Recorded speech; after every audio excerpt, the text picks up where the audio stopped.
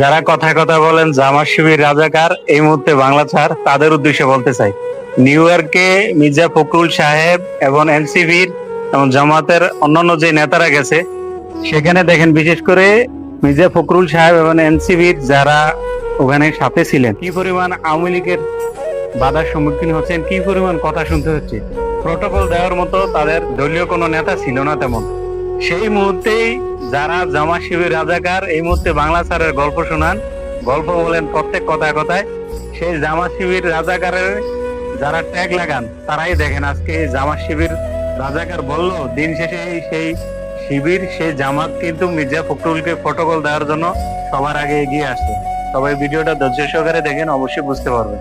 কথায় কথায় জামাত শিবির রাজাকার এই কথা থেকে বিরত থাকুন, নিজে ভালো থাকুন, দেশকে ভালো রাখুন, মানুষের কাছে কখনো আপনি কালার হবেন না। অবশ্যই ভিডিওটা ধৈর্য সহকারে দেখুন।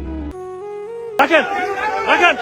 আসসালামু আলাইকুম স্যার, আমরা আছি, আমাদের জামাত শিবিরের লোকজন আছে এখানে। আসেন।